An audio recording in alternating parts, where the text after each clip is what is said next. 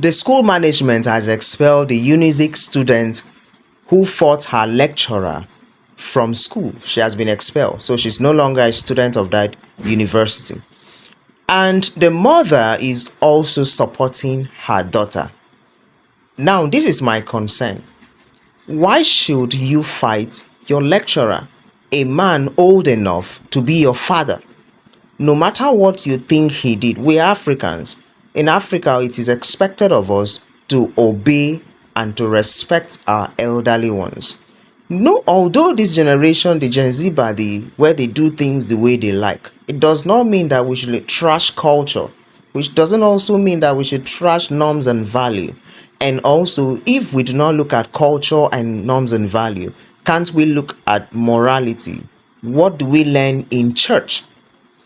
Now, my take on this, the school did a good job to expel her just to have a way of talking to other students that if you also misbehave, you will be expelled immediately. But I noticed this, for the mother to support her daughter's claim that the man touched her cleavage, that was why she reacted that way. I don't think that is proper.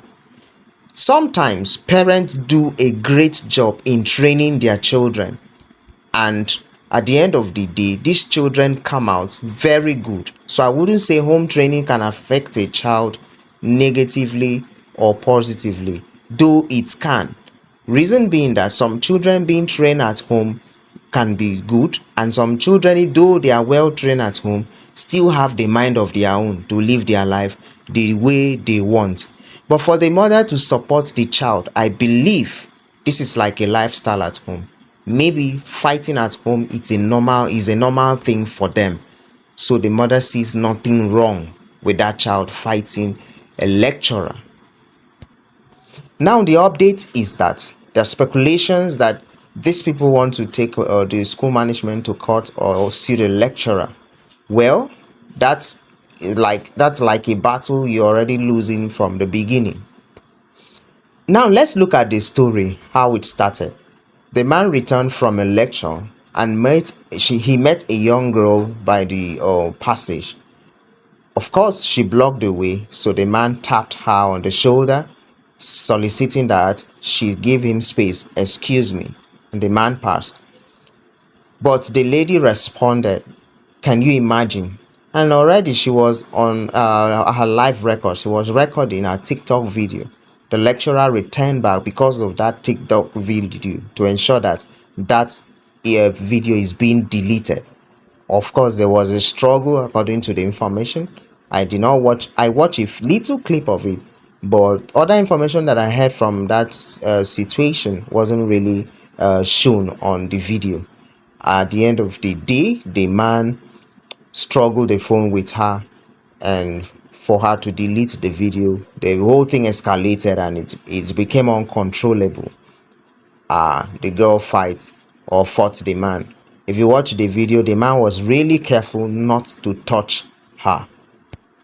So I did not really see any reason for that girl to go that far, because this is Africa, this is Nigeria. If it is other part of the world where if you touch somebody's shoulder, just excuse me, maybe it's become a big deal. But here, it's a normal thing. It's nothing like somebody's on the way, or this is a lecturer to student thing. So it's not like a stranger per se, because this is a school environment. And the man touched her and told her, okay, excuse me, and she took it that far, and it became what it is. The school council took their decision, and they called her.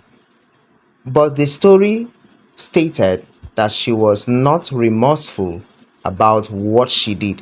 Other students would have pleaded, would have begged, knowing that this is their destiny. 300 level in school, you think it is beans, and you will just watch it being removed from your hand, and you are smiling.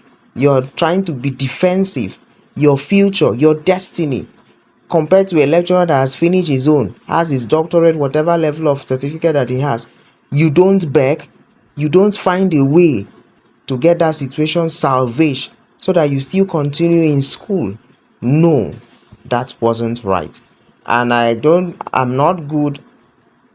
feel good about the fact that the mother also supported the daughter. But they have their reasons.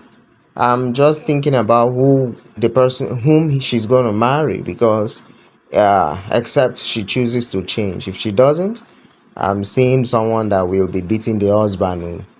Of course, this is Africa, anything can happen. But nevertheless, what have we learned from this very story? Sometimes it is good to let go of certain rights. There are some rights that are not necessary.